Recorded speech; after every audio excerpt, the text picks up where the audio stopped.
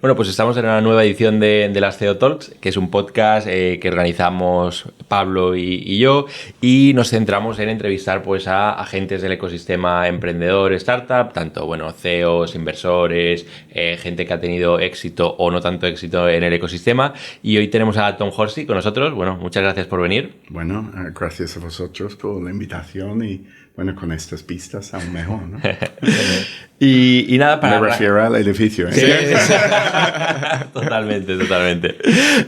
Bueno, y para arrancar un poco, es decir, hemos estado haciendo un poco de research, aunque te conocimos ya bastante de hace bastantes años, y digamos que tu LinkedIn es prácticamente interminable. Es decir, yo no creo que nunca había hecho tanto scroll en desplegar más experiencia en LinkedIn. Sí. Entonces, si quieres contarnos un poquito, bueno, pues tu background, de dónde vienes y tus primeras experiencias en el mundillo, y a partir de ahí ya vamos hilando todo y luego acabamos hablando un poco del fondo de Onyx. Son unas 60, 70 entradas, ¿eh? Para abajo. Puede ser. Mira, allí también, mira, a nivel emprendedor he montado 15 distintas empresas. Entonces ya son 15 entradas en LinkedIn, y luego pues he metido algunas cosas. Estoy en la junta directiva de Big Bang, pues lo tengo puesto. El comité de selección del foro de inversión de Angels Capital, pues lo tengo puesto. Algunas mentorías que hago, como por ejemplo con Bind en el País Vasco, pues lo tengo puesto. Entonces, bueno, esto añaden, va sumando, yo qué sé, quizás 15 más, ¿no? Y luego, inicialmente, hasta cierto punto, para tener yo un control de dónde estaba invertido. Es tu Excel. Era mi Excel, exacto. Y luego dejé de hacerlo porque digo, mira, ya es demasiado. ¿Sabes? Yo tenía aniversarios de trabajo cada día. Digo, mira, esto ya es demasiado. Pero sí, bueno, inicios. Inicié como emprendedor en temas de marketing digital. Tuve mucha suerte que salí. Estaba trabajando en una agencia de publicidad que trabajaba con gente que hacían logos y tonos al principio de todo. Eso fue los primeros años, fue increíble. Y entonces pasé a trabajar en ese sector, y eso me dio entrada, digamos, al mundo 100% de marketing online desde el primer momento. Vale. De hecho, empecé en publicidad online en la agencia en 1996. Es decir, que había modems chillando detrás y nosotros intentando comprar publicidad, que no había publicidad para comprar. Entonces terminamos haciendo páginas web y cosas así, y de eso pues empezamos a entrar en, digamos, el nexo entre el marketing o el mercado, podemos decir de alguna forma, y la tecnología. Y bueno, sigo en eso más o menos a día de hoy, ¿no? A través de la inversión, pero no ha cambiado, digamos, ese foco, ¿no? Vale. Y tú eres de Reino Unido, de Inglaterra, me parece. Yo soy de Reino Unido. Y esta primera experiencia, en el 96, ¿estabas aquí en España? ¿Estabas allá? En España, sí. Estabas aquí en España. Sí, mira, allí hay una historia muy larga que no lo voy a comentar en su totalidad ahora mismo, porque bueno, que era demasiado largo para un podcast. Pero que yo, por razones personales, familiares, tenía interés en aprender el español. Entonces vine a España con 18 años, haciendo un año sabático entre el colegio y la universidad para aprender español. Es decir, que no lo hablaba, y bueno, y todo lo que he aprendido siempre ha sido en la calle, ¿no? Por eso durante muchos años, esto lo llamaba yo pozabazo. Porque la chica que me enseñó qué es esto era de Coria del Río y lo llamaba pozabazo. Y era años después que alguien dice, ¿de qué hablas? Y digo, pozabazo. Y digo, coño, claro, bazo, poza. Pues, pero bueno, sí, pero bueno, que sí. Con 18 días, entonces después de la universidad y de trabajar un año en eso, me ofrecieron este trabajo de nuevo en Sevilla, haciendo temas de publicidad online. Vale, entonces tú montas tu propia agencia. Bueno, sí, hasta cierto punto era una agencia. Sí, podríamos llamarlo quizás agencia de performance. Okay. Es decir, que yo iba a variable sobre los resultados de la publicidad que yo compraba. Ok. ¿vale? Es decir, los clientes me ponían el dinero y era mucho, estamos gastando muchos cientos de miles de euros al mes. Y nosotros gestionamos esto y no ganamos digamos, una comisión por el gasto, ganamos una comisión sobre el rendimiento, el resultado. Vale, pero por aquel entonces la inversión en marketing ya era tan potente, es decir, en el 90... Había mucho offline. Había mucho offline también, era combinado. Sí, vale. sí, era, yo qué sé, lo típico, yo qué sé, desde pronto hasta interview, hasta, yo qué sé, primera línea, que era el primo de interview y tal. Sí, sí. Lo curioso en ese modelo es darle, ¿no?, el seguimiento, es decir, vincular el gasto con el resultado, o se podía en ese momento. Sí, porque era respuesta directa. Nosotros lo hicimos era SMS y teléfono, entonces tenías números de SMS, números cortos o números de teléfono que bueno, eran específicos para ese medio y para ese anuncio dentro de un medio para que podías hacer un tracking de toda la publicidad. Y luego, claro, online es más fácil, ¿no?, hacer el tracking. Uh-huh. ¿Y cómo evoluciona esa empresa? Pues, bueno, esa empresa sigue existiendo, de hecho hoy en día empezó a hacer negocio internacional, sobre todo Sudáfrica, pero bueno, hicimos cosas en Myanmar, en Irán, en Canadá, en Colombia, bueno, Tailandia, yo qué sé, en muchos países, en Kenia, Nigeria, yo qué sé, muchos países, pero eso me llevó, digamos, a una parte de publicidad en móvil, marketing móvil, porque estábamos trabajando en marketing y con el móvil. Entonces, vale. Estamos utilizando herramientas que la gente no conocía, ¿no? Entonces, pues empezamos a meternos más en ese mundo y a la vez la segunda empresa que monté era una una red publicitaria de publicidad online, que en ese momento existía. Hoy en día sería un SSP o un DSP, pero bueno, en ese momento una red publicitaria trabajaba los dos lados, tanto demanda de anunciantes como oferta de publishers de páginas web. Y tal. Entonces, pues, ya tenía estos dos, y estos dos mundos eran muy volátiles. Vale. ¿no? Tanto a nivel regulatorio, como a nivel tecnológico, como a nivel competencia. Ten en cuenta que también era un momento que el móvil pasó de nada a ser el centro y tal, ¿no? Entonces, siendo tan volátiles, yo buscaba la diversificación. Entonces, por eso, realmente terminé montando muchas cosas. En parte por eso y en parte por otras razones, pero bueno. Que entonces terminé teniendo, me parece que eran 8 empresas funcionando a la vez. Éramos... Pero relacionadas con... No exactamente la misma actividad, pero... Más o menos, sí. La mayoría tenía la primera agencia de publicidad móvil, creo que en Europa la monté yo, demasiado temprano, porque luego llegó la crisis económica, nadie compraba publicidad y era un desastre, pero bueno, la montamos. Entonces, pues tenía una agencia, tenía una empresa de esto de vídeo ni me acuerdo cómo se llama, los vídeos que pones en televisores, en tiendas y ese tipo de cosas. Vale, sí. No me acuerdo cómo se llama. Pero bueno, teníamos esto, teníamos la publicidad online, teníamos el marketing móvil y luego tenía la parte de contenidos, digamos, digitales y luego algunas cosas locas. Tintorería online. Eso lo he visto, tintorería. Sí. Tenía algunas cosas, una cosa de placos solares, cosas que no me funcionaban.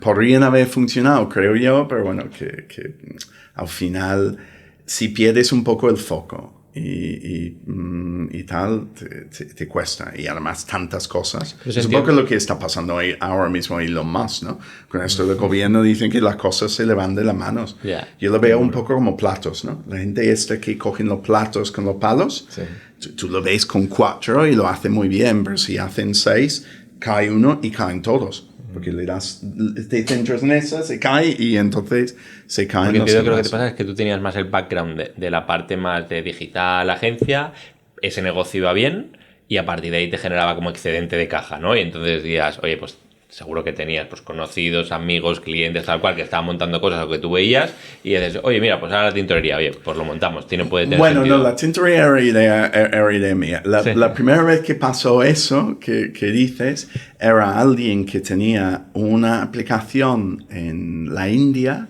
que tenía 3 millones de usuarios premium, que era un estilo de Tinder antes de Tinder. Se llamaba SpeedFlirt. Y nosotros, como he dicho, estamos trabajando mucho en Sudáfrica, entonces cogimos esa tecnología, esa solución, y lo lanzamos en Sudáfrica. Entonces, para una reunión que estamos haciendo de estrategia y operativa con el fundador, llega a mi oficina en Sevilla, y entonces estamos charlando, hicimos la reunión, y al final de la reunión dice, oye, ¿te interesaría invertir en mi empresa? Que hay algunos inversores que acaban de entrar. Y digo, pues no sé. Y eso fue la primera. Vale. Y luego salieron más. Pero no, los iniciales, los 8 eran cosas... ¿Y cómo desde Sevilla, Eddie, porque estás diciendo Sudáfrica, India, tal cual, que no es tan obvio, evidentemente puedes conectar los puntos, pero no es tan obvio desde Sevilla comenzar a prestar servicios a Sudáfrica o a tal y montar un negocio relativamente global? Porque normalmente la gente, sobre todo quien presta servicios, se queda en lo que conoce y en un territorio normalmente del mismo país limitado. Es decir, ¿cómo es un valor diferencial? ¿Lo apostasteis por eso o...? No sé, yo creo que los emprendedores lo que más hacemos es seguir las oportunidades, ¿no? Uh-huh. En general. Es decir, que para mí, por ejemplo, mi mayor lección creo que en la vida es aprender a decir que no. Uh-huh. Que eso para mí ha sido muy difícil. La verdad que ha sido muy difícil. Y ya creo que lo tengo más o menos aprendido. Pero claro, si inicialmente dice que sí y veis una oportunidad en Sudáfrica, pues lo haces. Sí, es verdad que fue otro mundo, ¿no? Porque estoy hablando de año 2000, supongo que más o menos 5 empezamos en Sudáfrica. Por lo cual sí que era, ¿sabes? Creo que teníamos Skype. No había casi ni móviles, ¿no? Sí. Es decir, que la verdad que fue un poco complicado y además en mi equipo realmente creo que llegamos a ser 3 angloparlantes y quizás éramos en esa empresa en concreto de contenidos digitales, llegamos a 40 o 45 personas y creo que hablando inglés éramos 5. Uh-huh. 3 angloparlantes y 2 más. Yeah. Y aún así éramos capaces de hacerlo. Es decir, todo es posible con ganas y esfuerzo, sí. ¿No? Al final. Muy bien. Y un poquito de coco, ¿no? Sí. Tuviste una época de muchos sís, entonces, hasta que luego aprendiste a ir un poco midiendo esos nos. Sí, y sís propios, ¿no? Es decir, que más que nada eran mis propias ganas de hacer cosas. Okay. Y por ejemplo, la tintorería digital creo que tenía mucho sentido. Uh-huh. Es decir, que teníamos un e-commerce con servicio de... Antes de Jeff, y había uno en Estados Unidos, en California, no me acuerdo cómo se llaman. Uh-huh. Que eso es lo que copió Jeff en su día, ¿no? Pero nosotros, antes de los de California, nosotros teníamos no me acuerdo en qué año era, pero teníamos ya esta solución. Y creo que tenía sentido. Es decir, que los clientes estaban encantados. Yo me acuerdo que empecé a gestionar yo las cosas en Facebook, en ese momento, en redes sociales, y la gente decía, contenidos en redes sociales para una tintorería. Y terminamos teniendo en Sevilla como 1.500 clientes. Es decir, que estaba bien. Lo que pasa es que luego llegó también la crisis económica. La gente dejaban de llevar, pedían trabajo, dejaban de tomar trajes. Entonces, pues, se hizo más complicado, digamos, ese negocio. Y Sevilla no era el sitio. Si lo hubiésemos hecho quizás en un Madrid, habría funcionado. Pero en Sevilla no había bastante negocio realmente de base para funcionar. ¿Y tus proyectos tuvieron algunos una trayectoria más típica de startup que a su vez cogiera o diera entrada a inversores y escalara y sí, convirtiera en una startup o scale-up grande o demás? ¿O eran más...? Bueno, mira, la facturación máxima las dos empresas que más han facturado eran la red publicitaria online, que eso llegamos a facturar unos 15 millones al año, y lo de contenidos digitales creo que llegamos más o menos a 7 millones. Por lo cual ya eran empresas relativamente potentes, pero nunca, siempre era con bootstrapping, bootstrapping total. Realmente cuando yo empecé a invertir en startups y llevaba ya en cartera pues 6 o 7, me acuerdo que me llegaban los founders de la Asociación Andaluza de Business Angels para hablar conmigo, porque en la oficina sentamos, hablamos, y dice, mira, me preguntaban qué haces y tal, le explicaba, y dice, pero tú eres un Business Angel. Digo, ¿yo soy un qué? Y dice, ¿sabe que yo qué sé, llamarte un ángel? Me parece, no, ¿sabes? Los ingleses solemos no tirarnos muchas flores a nosotros mismos, ¿no? Los americanos para eso son muy buenos. Los ingleses somos muy malos en eso. Entonces, ¿qué te llamaste un ángel? Y luego más adelante, cuando eres un super angel, digo, ay, Dios mío, ya no es solo ángel, pero encima super. Digo, esto ya es demasiado. Sí, demasiado. Muy bien. Sí. Entonces, tú dirías, es decir, si tiraras para atrás, dirías que diversificar o un poco montar demasiados proyectos no es lo correcto y te pasó factura y no lo volverías a hacer, o tú crees que es, oye, una forma de tu carácter, de forma de vida, lo seguirías haciendo, pero a lo mejor la estrategia habría sido distinta. A lo mejor es, oye, montaría algo, pero rápidamente pondría un equipo directivo, o intentaría levantar financiación, o lo estructuraría de esta forma. Es decir, ¿qué cambiarías? Mira, yo creo que por el momento en el cual lo hacía y el sitio donde lo hacía, la estrategia no era mala, ¿vale? Es decir, que no había, por ejemplo, gente senior, no había, porque eran cosas nuevas. Te digo, por ejemplo, en la de la agencia de publicidad móvil, era la primera en Europa. Esto es, cuando AdMob y Google DoubleClick eran dos sistemas distintos. Y luego Google compró AdMob y lo incorporó, ¿no? Y era su parte móvil. Pero es decir, que no había nadie en el mundo casi que tenía experiencia, por lo cual era muy difícil encontrar personas con experiencia senior que encima sabían de algo que era muy innovador en su momento, ¿vale? Entonces, por la tipología de las empresas, creo que era complicado. Luego, en cuanto al sitio, pues más complicado aún. Es decir, si no había personas senior en el mundo, en Sevilla menos, ¿no? En Nueva York quizás lo habría encontrado. Entonces yo creo que en ese sentido la estrategia que seguía no estaba mal. Lo que sí es, mirando para atrás, me habría encantado tener un inversor Tom. Me habría encantado. De hecho, me habría hecho ganar tantísimo más dinero que no te puedes imaginar.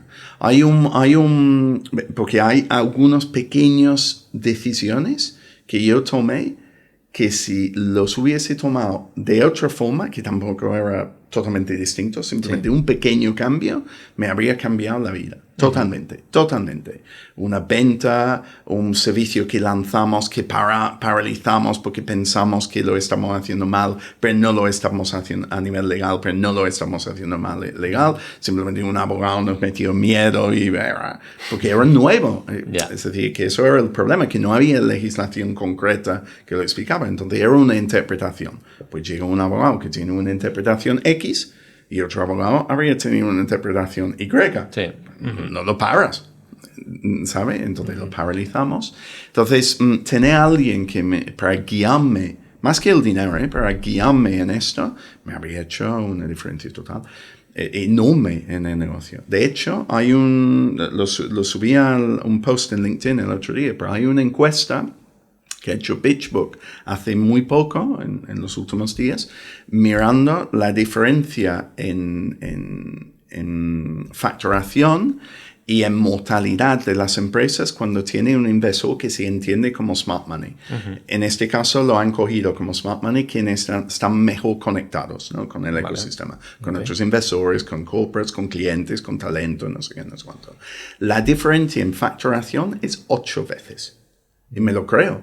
Y la diferencia en mortalidad 4 veces. Es decir, eres 4 veces menos propenso a morir como empresa teniendo un inversor de smart money y vas a facturar 8 veces más. Me lo creo porque ese tipo de decisión, de vez en cuando, de hecho, yo como inversor o como asesor, digamos, inversor-asesor, de vez en cuando me siento, yo qué sé, inútil, ¿no? Porque tiene una llamada de 5 minutos. Acaba de tener uno aquí abajo en la calle con un founder nuestro. Tiene una conversación de 5 minutos y dice, yo no he hecho nada.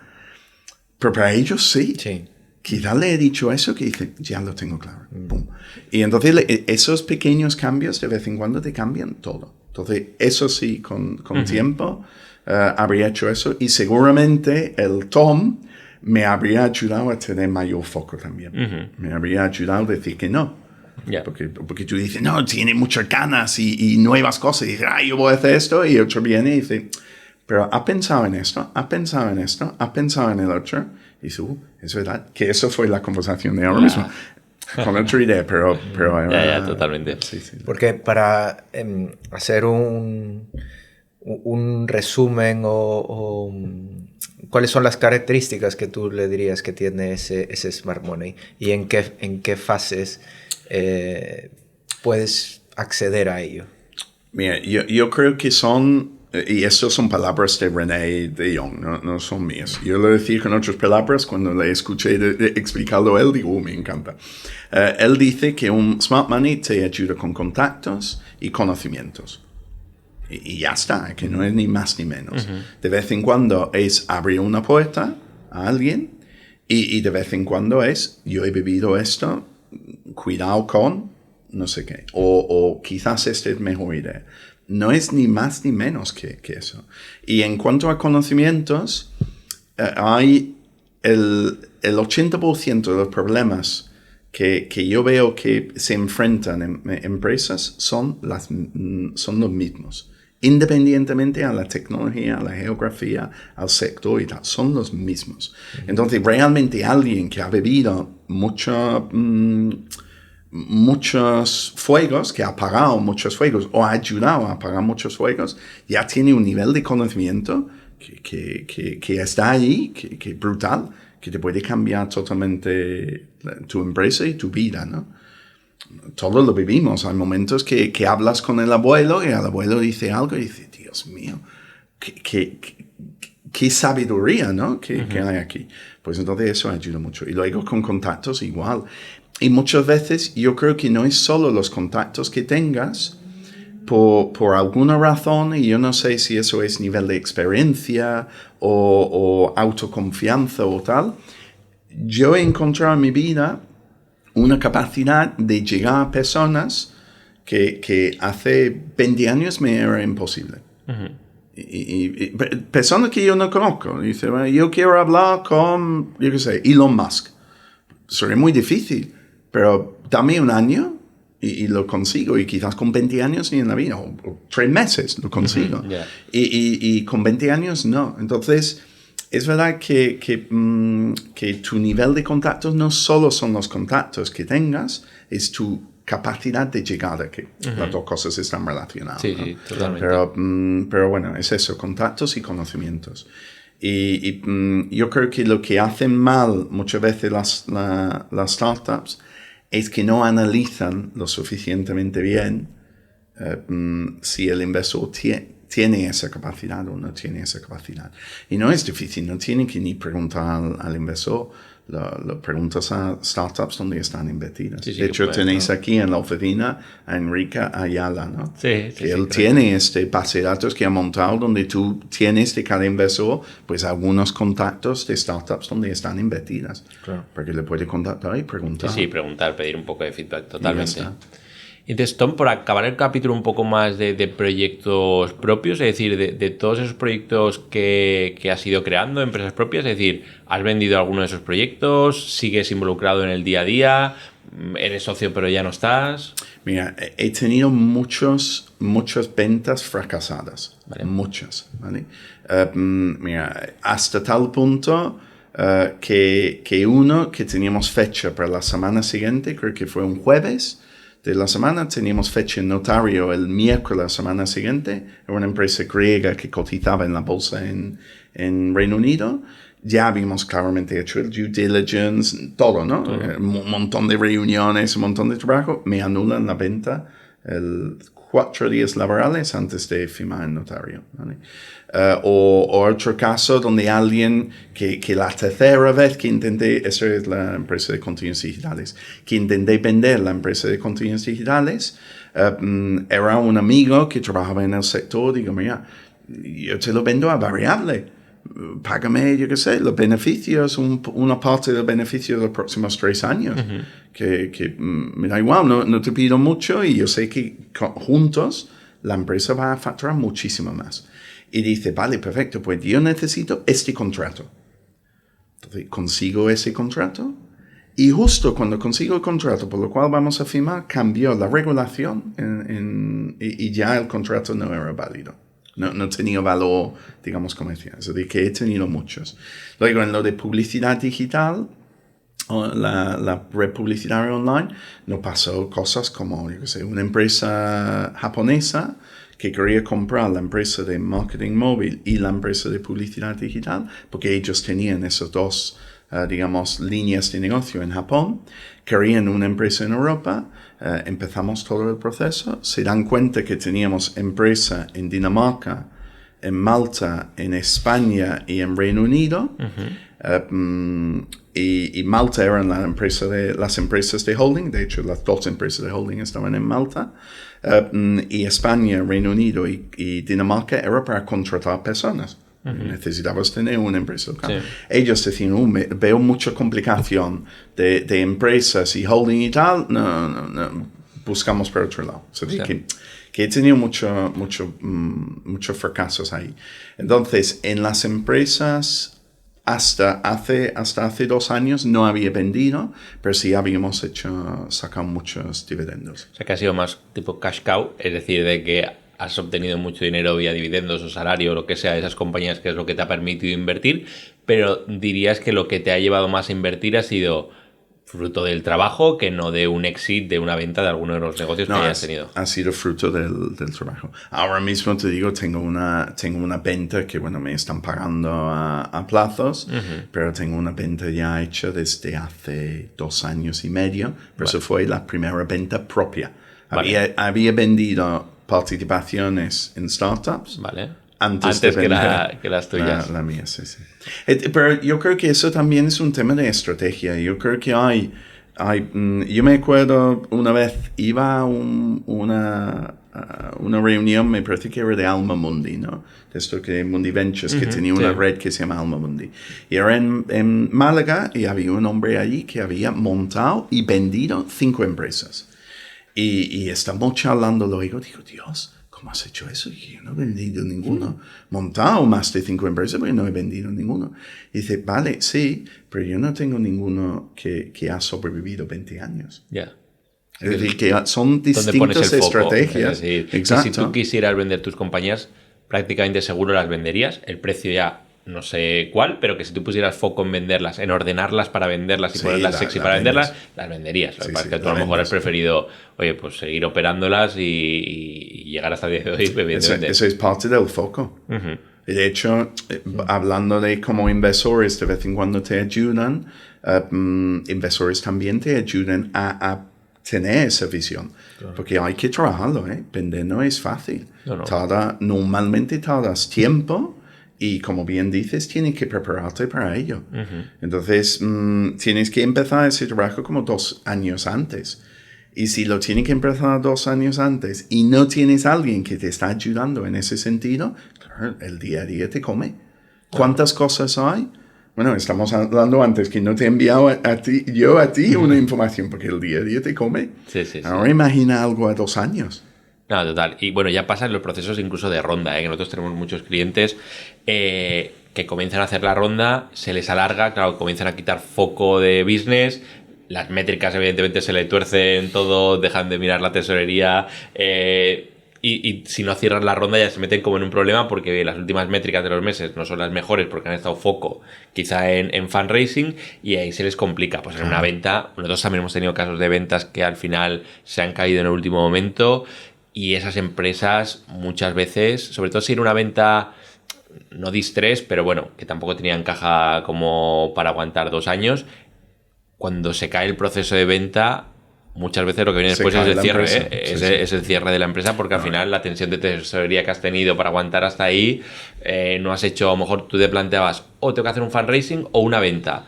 Has ido por la venta, el fundraising no lo has trabajado, con lo cual se te cae la venta, tienes runway de semanas o de meses, y el fundraising ponerte ahora es imposible, con lo cual ahí acabas en un concurso, o una liquidación o lo que sea. Eso he vivido yo muchas veces también. También gente que cuando están levantando ronda ponen todos sus huevos en una cesta. Dicen, no, que este inversor va a salir, tengo el term sheet, no sé qué, el term sheet. De term sheet a que te ingresen el dinero, hay un paso. Hay un mundo. Sí. Bueno, hay varios pasos, pero te puede caer en cualquier momento. Entonces, si tú confías demasiado y pones todos tus huevos en esa cesta y esa cesta se cae o esos huevos se rompen, tiene problemas, que es un poco lo mismo que dices tú, pero enfocado a ronda. Sí. O quizás es un learning de incluso lo que comentabas tú antes, de estos ejemplos de ventas fallidas, por lo que has comentado, son cosas que no podías controlar. Lo bueno que tenías es que tenías opcionalidad. Cuando no tienes opcionalidad es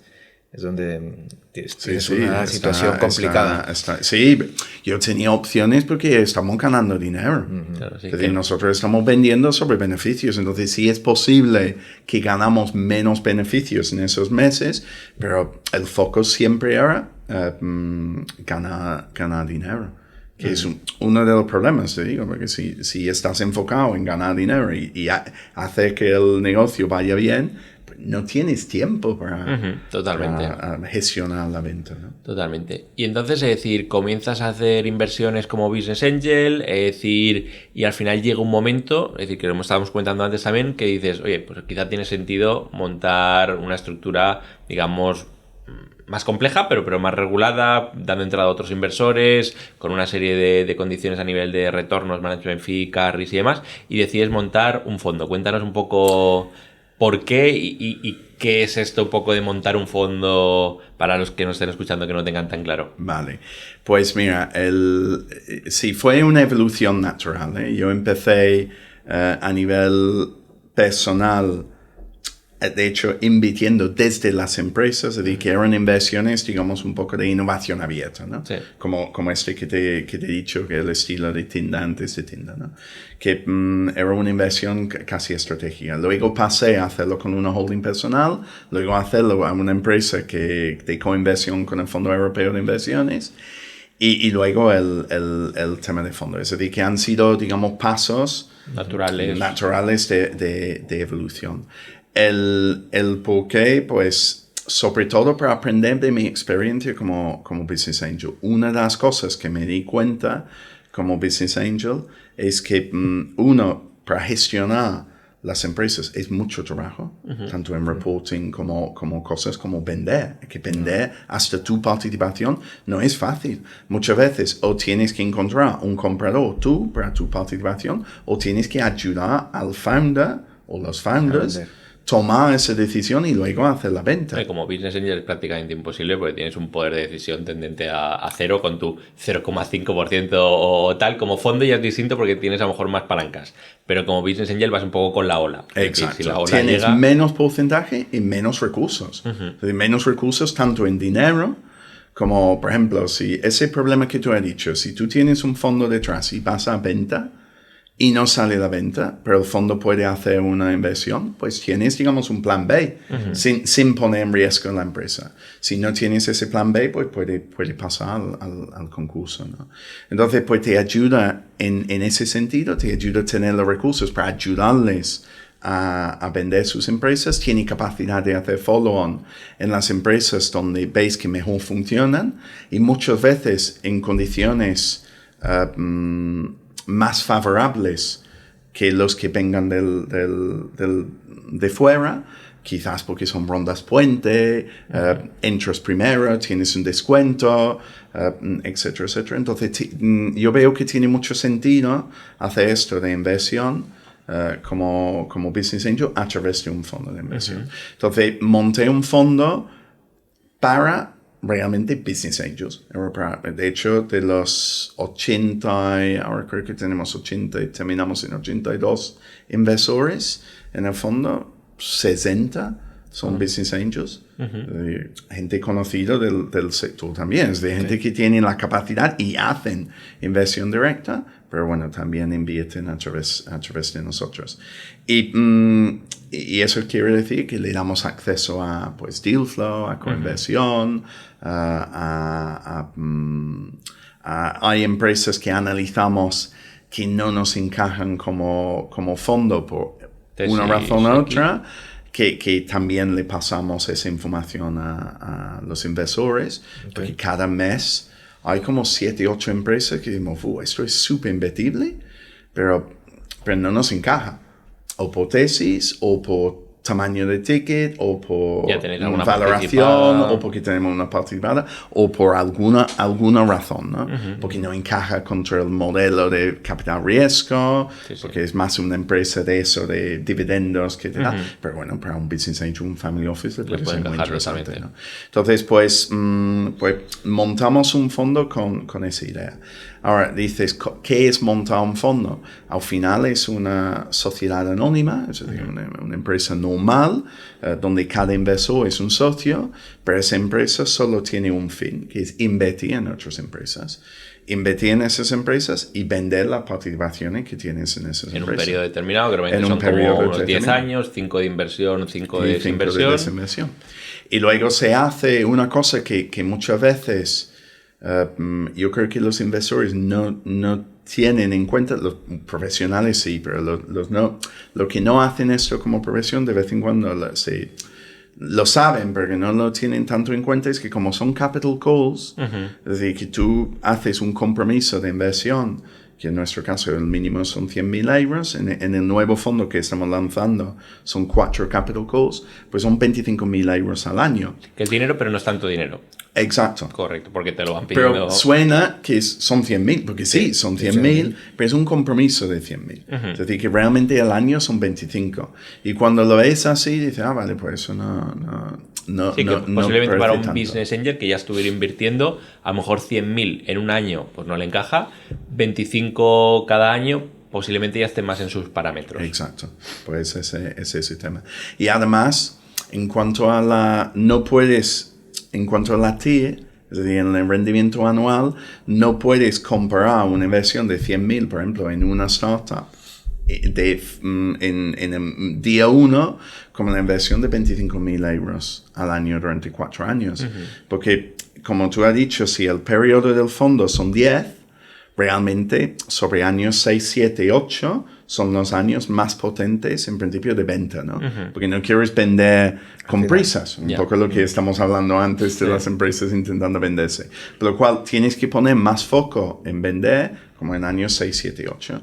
Pero tus inversiones, tu última inversión fue año 4. Pues entonces si inviertes en año 4 y recibes en año 6, quizá en esa empresa en concreto no, pero que 25.000 de tu inversión se ha hecho en año 4 y has recibido un retorno en el año 6.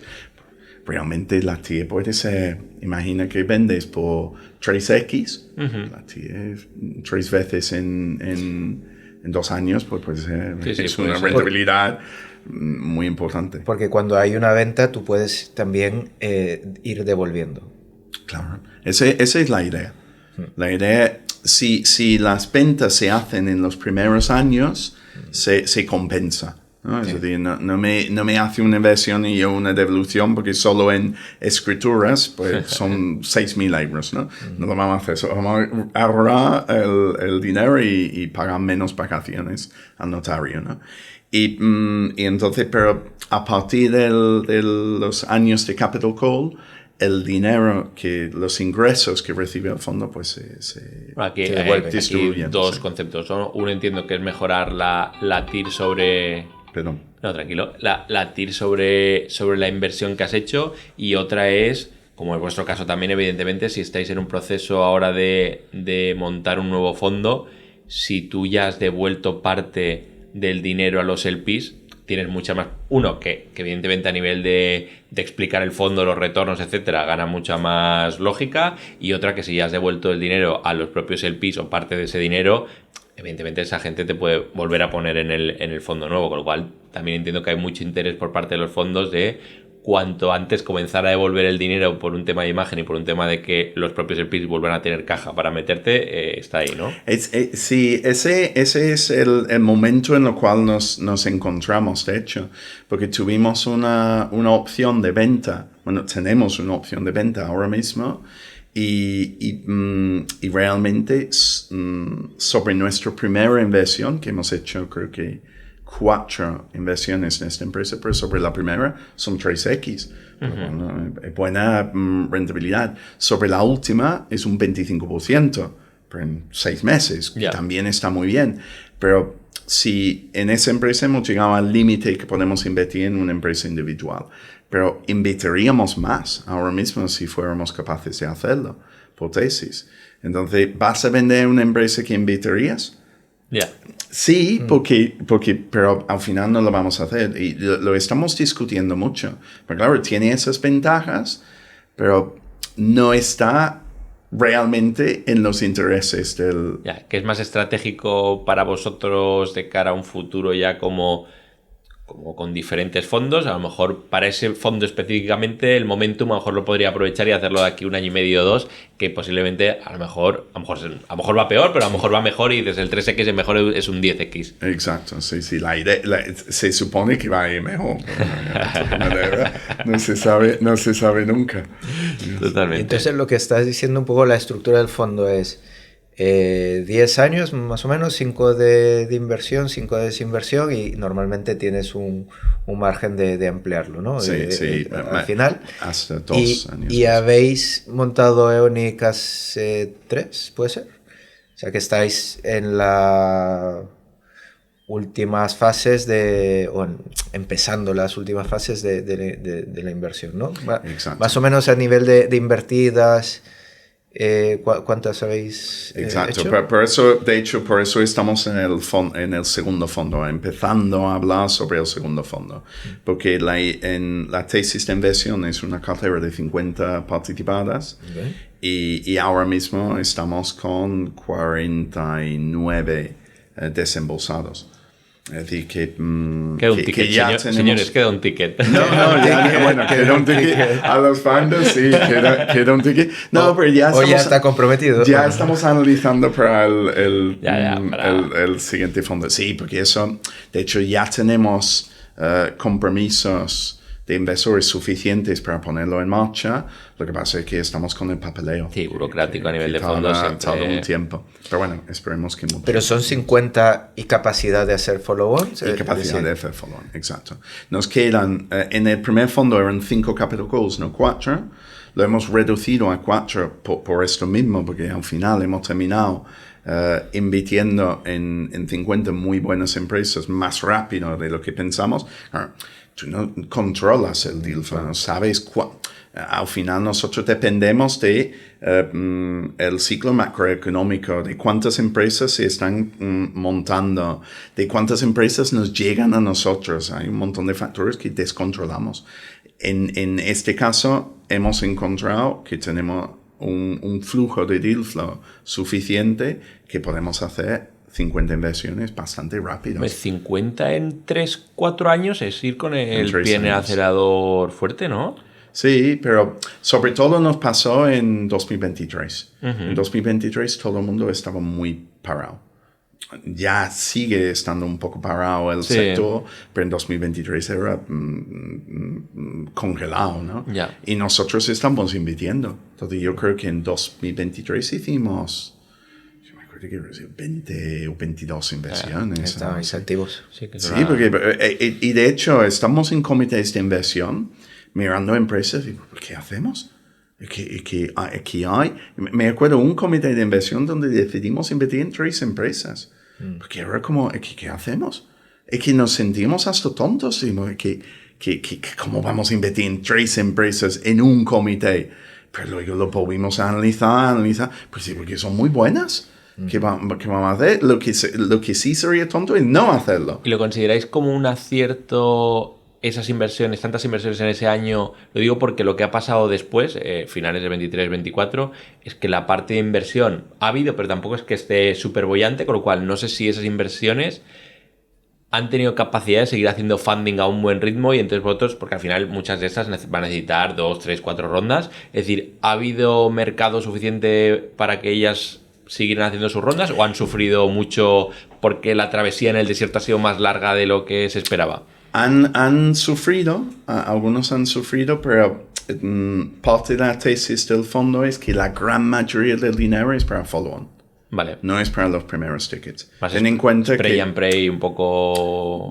Bueno, yo no me gusta pensar que ha sido spray and pray, creo que hemos ido más bien a tiro hecho, pero sí que hemos elegido muchas empresas, ¿no? Vale. 50 son muchas empresas en pocos años. Pero la verdad es que hay muchas que son muy buenas. ¿Sí? Y entonces la tesis del fondo siempre ha sido hacer mucho más en follow-on. Ten en cuenta que, vale, el fondo terminó en 16 millones el primero, pero realmente el segundo y el primero, la idea era tener un máximo de 45.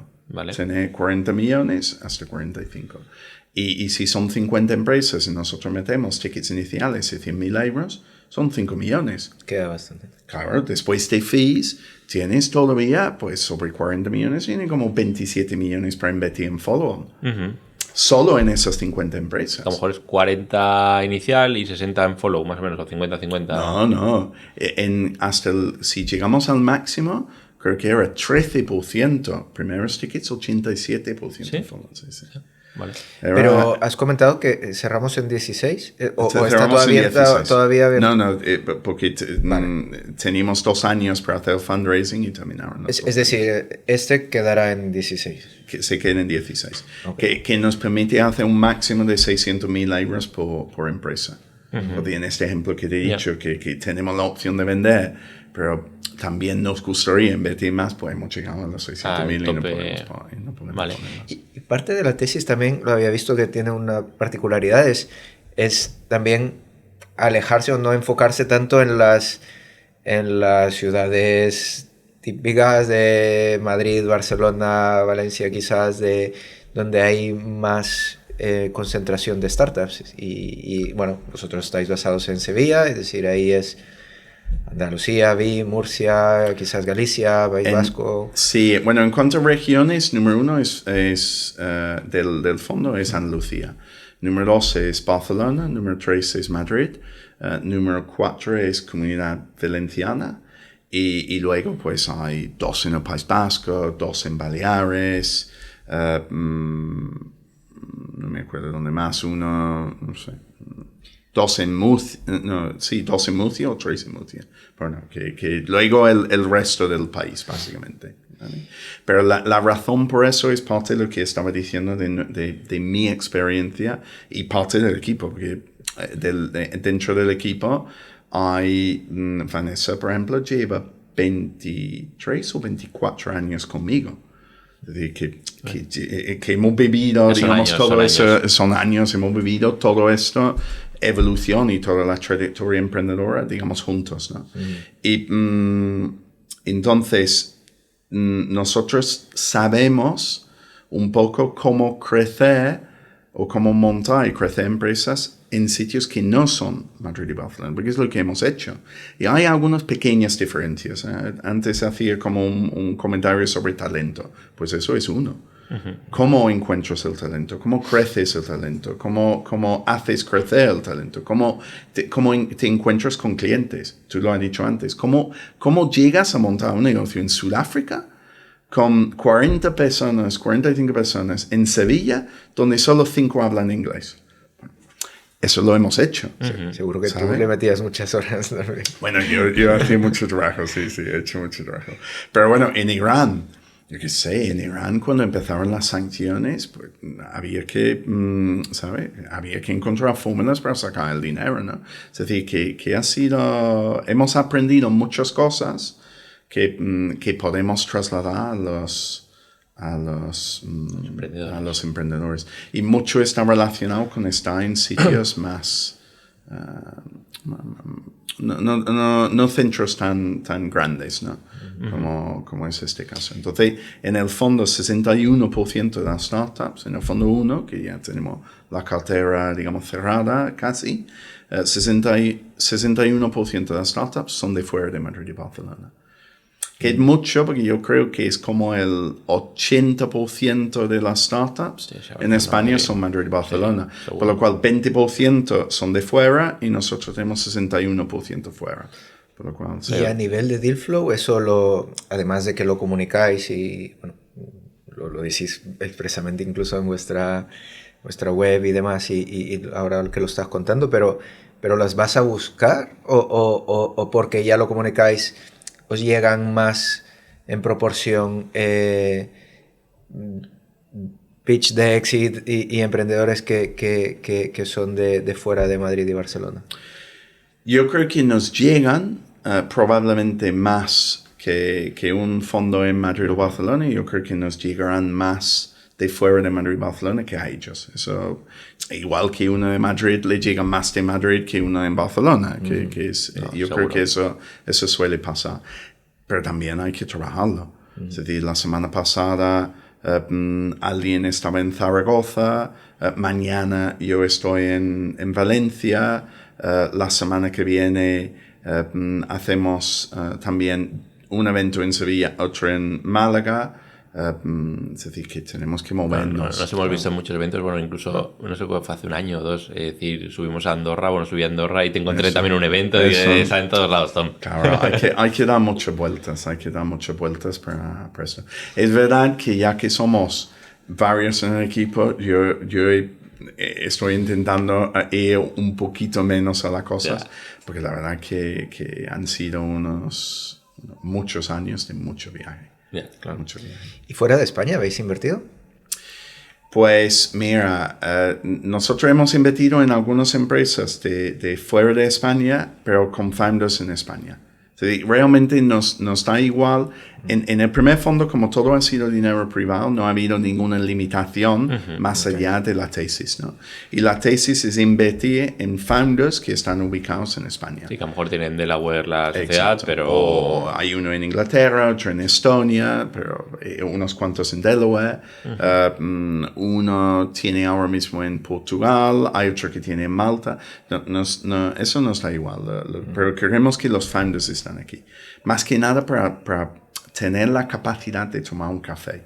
Parece muy tonto, pero lo que te he dicho de que de vez en cuando 5 minutos, una pequeña conversación con alguien le abre la mente, pues queremos tener capacidad de tener esos encuentros de una forma natural. Por ejemplo, he dicho que mañana voy a Valencia. No voy a ver startups, voy a hacer una cosa que estamos haciendo con Family Offices, pero sí que como tengo después de almuerzo un tiempo antes de coger el tren, pues estoy quedando para un café con founders nuestros, porque hay capacidad. Si ellos estuviesen en Bruselas, sería imposible. He ido a Bruselas una vez en mi vida. Que no vamos a tomar muchos cafés que sean, digamos, encuentros naturales, ¿no? Claro. Y un poco, es decir, entiendo, bueno, no lo sé, es decir, del fondo que habéis hecho, ¿no habéis hecho todavía secundarios? O sí, no lo sé. Pero hay alguna que digas, mira, igualmente de momento todas están en lista de opcionables a ganar el podio. Es decir, pero nos dirías un par o tres que digas, mira, estas, por lo que sea, pues han avanzado mejor, las tenemos en mejor, un par de nombres. Y si habéis hecho pero tú dices como secundarios de venta en secundario o compra en secundario. No, de venta. Es decir, si habéis hecho exits ya eso de es lo tal, que nos están ofreciendo entiendo ahora que mismo. todavía por llevar 3 años sería como muy raro o muy bueno. Es decir, que ya hubierais hecho exits a buenos múltiplos, pero ya tendréis, que esto puede cambiar, ¿eh? Nosotros lo hemos visto también en fondos, que la joya de la corona luego da la vuelta y el de abajo comienza a subir arriba, pero dirías un par o tres que digáis, hostia, pues estos están posicionando bien en el mercado. Mira, tenemos distintas formas de decidir cuáles son los mejores, ¿no? Yo, por ejemplo, miro mucho margen bruto anualizado comparado con valoración.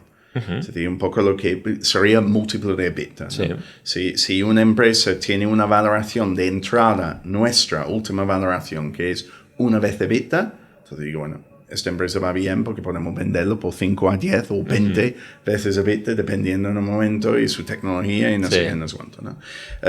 Entonces yo utilizo mucho esto. Otro en el equipo utiliza mucho nivel de crecimiento. Empiezan a coger un crecimiento exponencial o no, etcétera, etcétera. Luego tenemos, que lo utilizamos todo, revalorización. Sí. Última ronda actual comparado con la valoración actual, ¿no? Y luego tienes cantidad de plusvalía, que quizás es distinto a múltiplo, porque has puesto más dinero con un múltiplo menor, pero bueno, te sale un plusvalía mayor, ¿no? Entonces, utilizando esos 4 distintos métricas, te salen distintos ganadores, ¿no? Pero sí que tenemos algunos con los cuales estamos súper felices en todos los sentidos, ¿no? Udemy va muy bien, además Ramiro y Pablo son founders. ¿Trabajan con vosotros? Sí, bueno. Sí, encima son clientes vuestros, pero que son muy buenas personas, trabajan súper bien, el trato es muy fácil, la empresa va bien y tal. Entonces, Udemy nos gusta mucho. Flippo, que es quien me acaba de llamar, Alex de Flippo, pues también, ¿sabe? Que también el trato es muy fácil, encajamos muy bien, la empresa está creciendo muy bien. Tenemos otro de Sevilla que se llama Tu Trocito. Esta la he visto en vuestro portfolio, pero no la tiene tan ubicada. En cuanto a crecimiento, en casi todos los niveles, es el que mejor nos va. Estos están facturando, creo que en febrero facturaron 650.000 euros. Que realmente el crecimiento, teniendo en cuenta que nosotros cuando invertimos facturábamos, me parece que era 30.000 a mes, el crecimiento más de casi 22 veces de crecimiento de facturación, pues va muy bien y sin ninguna locura en cuanto a pérdidas y gasto y burn y no sé qué, no sé cuánto.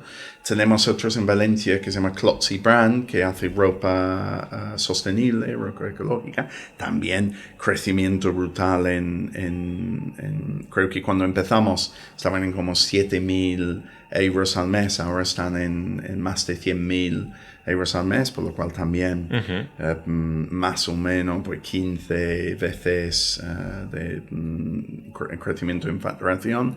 Colomat, que son de aquí de Barcelona, con taquillas inteligentes que venían con diciembre fue un mes extraño porque creo que adelantaron algunos contratos o no sé qué. Por 1 millón de facturación en un mes, es decir, que van súper bien y también el trato es fácil, encaja muy bien como founders. Y además, una cosa muy graciosa, ahora pensándolo, de los 3 últimos que os he dicho, que ha sido Tu Trocito, Colomat y Klotzy, los 3 tienen founders que son mujeres. ¿Sí? Bueno, quizá la CEO no. Sí, pero bueno, de dentro del equipo. De dentro del equipo. Eolo, que son de aquí también, pensando en founder mujer, que van súper bien. Han cerrado una ronda 100% con inversores dentro, porque me parece que es un múltiplo de... Bueno, tiene un ratchet, por lo cual... entre 7 y 10 veces de múltiplos sobre la ronda inicial y casi todos los inversores han vuelto a poner, por lo cual eso te enseña cómo de bien va la empresa, que eso también tiene una CEO mujer. Hay más, que Happy Mami, que son los que estaba hablando ahora mismo, que venden tetines de biberón personalizado. Tenéis mucho, por lo que estás diciendo, y yo también he visto el portfolio un poco en la web, tenéis mucha que tiene como producto físico, ¿no? Es decir, porque os gusta a nivel de tesis, porque hay otros fondos que todo lo que es producto físico les escandaliza y solo quieren SaaS B2B escalable máximo, y vosotros he visto que evidentemente también tendréis de esa categoría, pero que lo que es producto físico o algo que se pueda tocar o incluso negocio tradicional pero con un twist os gusta bastante. Sí, mira, eso no fue, digamos, realmente a propósito, ¿vale? Lo que sí ha sido a propósito es que conocemos bastante bien bueno, tanto ventas como marketing, ¿no? Es decir, la red publicitaria que he dicho era todo B2B, es decir, ahí había 50 personas y 40 personas eran de equipos comerciales. La empresa que he dicho de contenidos digitales era casi todo B2C. Y estamos gastando, pues, yo qué sé, millones en campañas publicitarias, ¿no? Entonces, pues, no nos asusta el B2C y de hecho yo como emprendedor he tenido unos cuantos e-commerce, por lo cual pues entendemos también ese sector. Pero, eso dicho, sí es verdad que todos tenemos ciertos sesgos, ¿no? Cuando estás analizando algo. Y personalmente me asusta un poco las empresas 100% digitales, ¿vale? Yo conozco mucha gente del mundo cripto y conozco un poco algunas de las tecnologías y los white papers y tal de las soluciones, y he visto proyectos cripto muy buenos, muy buenos, que se caen enseguida porque alguien hace algo un poquito mejor. Yeah. Porque claro, la competencia es inmediata y es global. Que da igual que tú, ¿sabes? Que tú estás en Bangalore, como en Argentina, como en Islandia, tú compites al mismo nivel con los que están. Sí, para lo bueno y para lo malo. Es decir, que puedes ser tú el referente a nivel mundial, pero evidentemente tienes competidores... Y te puede caer enseguida, ¿no? Entonces, viendo eso, lo que es 100% digital tiene eso, ¿no? Es verdad que luego te puedes crear, digamos, fosos defensivos con los clientes que tienes, la tipología de cliente, los servicios que le ofreces, idioma, regulación, no sé qué. Pero que a lo mejor para hacer el 100x, a lo mejor de alguna forma es igual de difícil, pero que tiene más... Es decir, es más natural que lo haga una empresa 100% tech porque acabamos siendo tier 1 a nivel mundial, que alguien que tenga algo físico puede llegar a hacer un 100x, depende de las valoraciones de entrada y dónde llegue, pero que quizá va a ser una evolución más más difícil. Pero allí sí viene el tema de tesis. Como hemos dicho, invertimos en su mayoría fuera de Madrid y Barcelona. Si tú tienes una empresa fuera de un centro, igual mejor que Madrid sería probablemente Londres, y mejor que Londres sería San Francisco, ¿no? O Shenzhen, o Shanghai, o Singapur, uno de estos. Pero porque si tú estás fuera de, digamos, esos ejes centrales, probablemente tu valor de venta va a ser menor que si tú estás en uno de esos ejes centrales. Porque vas a tener más demanda de compradores. Yeah. Hay americanos, por ejemplo, que quizás comprar una empresa en Madrid le da igual. Comprar una empresa en Murcia, dice, he quitado más llegando de Madrid a Murcia, he quitado de Nueva York a Madrid. Yeah. Entonces, pues dice, mira, no lo voy a hacer, ¿sabes? Y luego, ¿cómo voy a enviar mis equipos y no sé qué? Hay un montón de pequeñas diferencias que significa que probablemente tu nivel de demanda de compradores será algo más bajo, ¿no? Te conocen menos porque te ven menos en el networking, en los, yo qué sé, las asociaciones de emprendedores, no sé qué, no sé cuánto. Pues si estás en Madrid, quizás estás con el director general o consejero delegado de Santander. Si estás en Murcia o estás en Sevilla, no. Yeah. Entonces, pues, probablemente tienes un valor de venta algo más bajo, ¿vale? Pero el valor de entrada también es más bajo. Sí, todo... ¿Vale? Entonces, nosotros podemos, sin tener esos, quizá un 100x es más difícil, pero un 100x es difícil en todo. Pero sí que tenemos unos cuantos, y ya te he dicho, varios que van muy bien, porque hay un montón más. Aunoa, que sí es un B2B SaaS.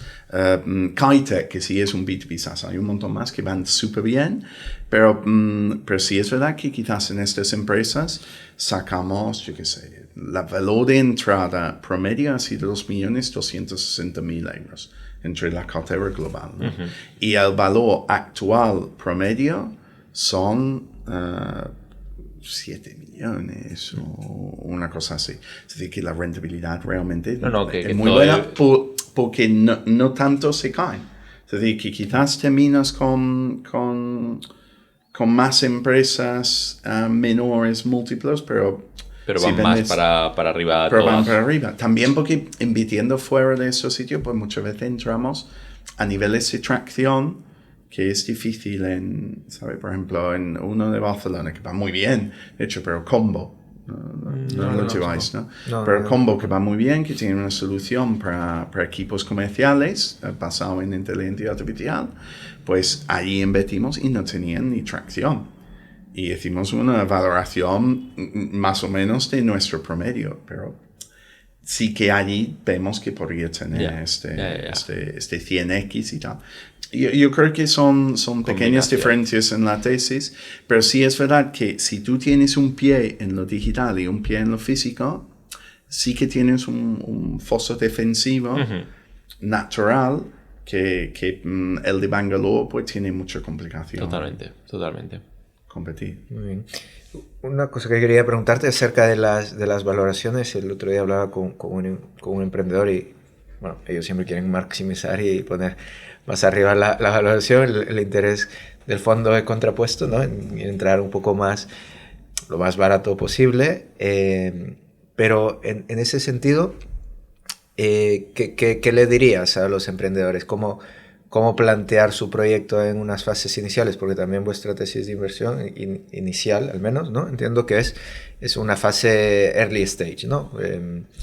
Y ahí ¿qué ideas o qué puntos crees que son importantes que tengan en cuenta? Pues, bueno, lo que he dicho de Smart Money, si el inversor correcto, o mejor, más perfecto que puede tener, te puede multiplicar por 8 veces tu facturación, ya eso vale más que el dinero para empezar, ¿no? Pero realmente para un founder, y lo digo muchas veces, la valoración de su ronda les da absolutamente igual. Lo que les importa es el nivel de dilución. Sí. ¿Sabes? Que sí, es parte de esa fórmula, ¿no? Pero sí que les da igual. Lo único que le importa realmente a un founder es el porcentaje que tiene al final del trayecto cuando vende la empresa y la valoración final.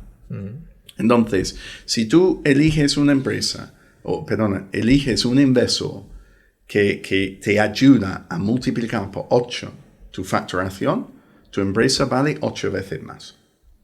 Entonces, hay muchas veces que la pelea, las discusiones con las startups, no estamos hablando de porcentajes, no estamos hablando de alguien dice, ahora mismo tengo uno, ayer por la noche quiero 13 o 12 millones. Y en este caso habíamos llegado a un acuerdo verbal sobre a 12, pues entonces 13 me cuesta, ¿no? Porque hay un acuerdo, ¿no? Pero que realmente porcentualmente, ¿cuánto es? ¿Un 8%? Sí, pero te puede hacer multiplicar por 8 tu empresa. Entonces imagina que tú eres un founder típico, ¿no? Y a esa valoración tienes el 70% de la empresa, ¿vale? Por lo cual un 8% de dilución te cuesta 5,6. Pero 8 veces más facturación te cambia el 70 menos 5,6, pues 64, pues te cambia tu 64 a 480.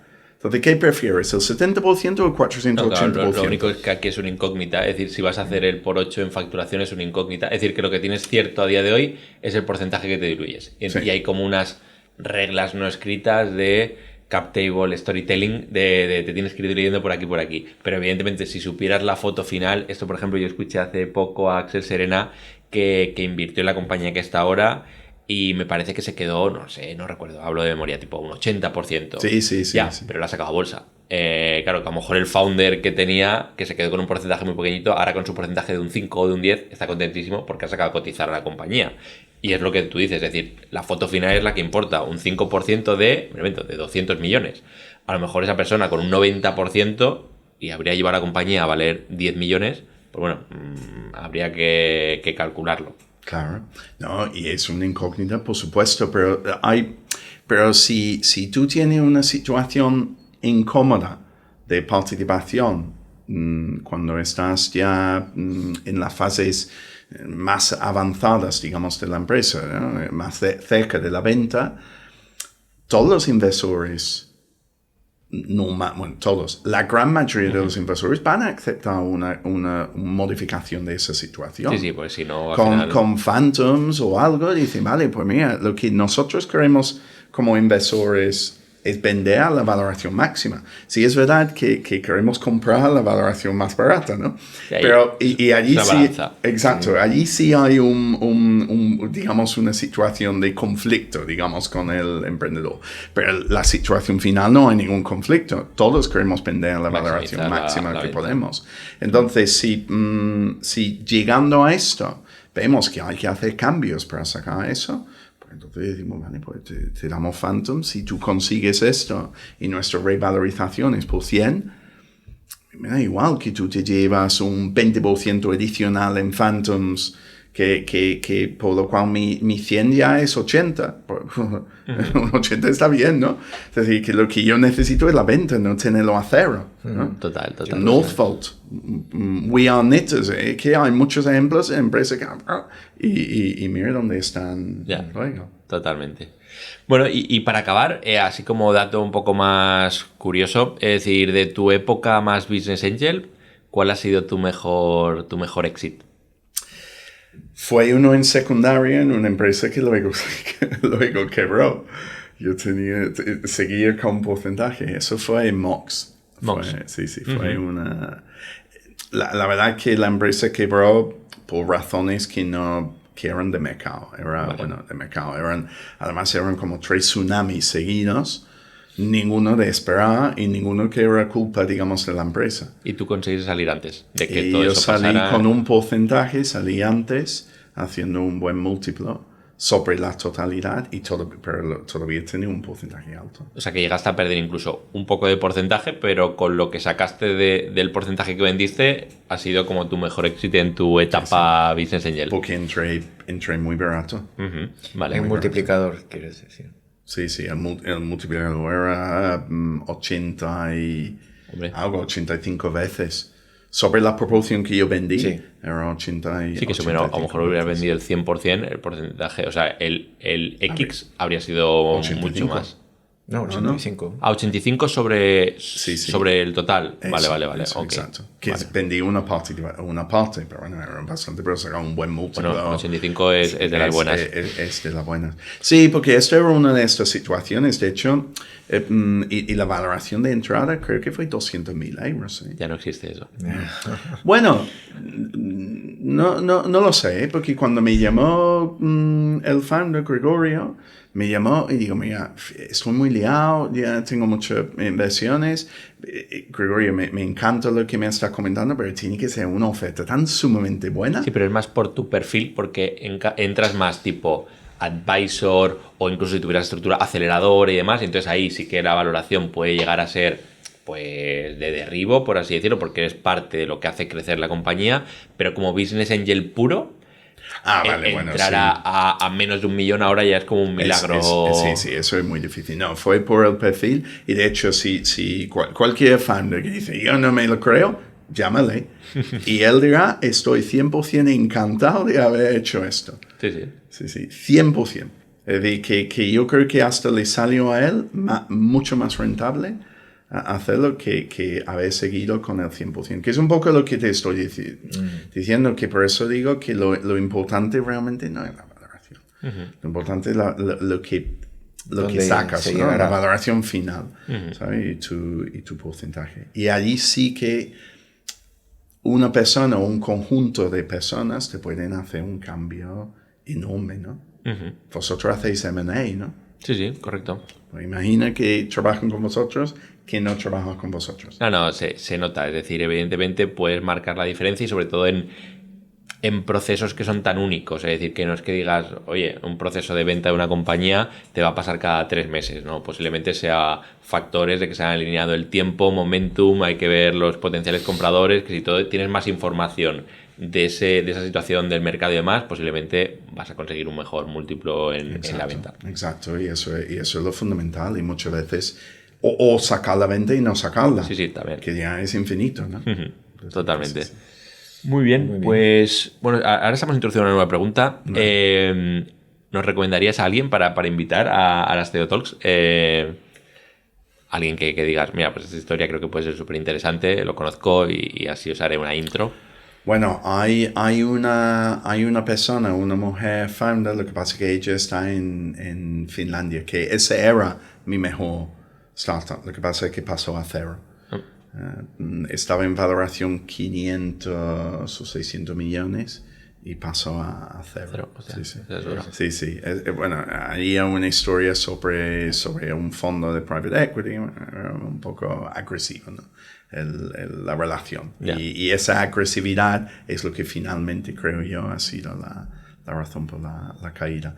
Pero claro, le doy una vuelta. Con René has hablado, ¿no? ¿O no lo habéis hecho? O sea, no lo hemos traído al podcast. Pues tráelo, porque él tiene unas historias muy buenas, ¿eh? Pues mira, nos apuntamos Sí, además muy divertidas. Tú sabes que es un personaje. Nos apuntamos pues a eso René es muy para... bueno como CEO y luego como inversor también. Pero como CEO ha tenido dos ventas, de hecho.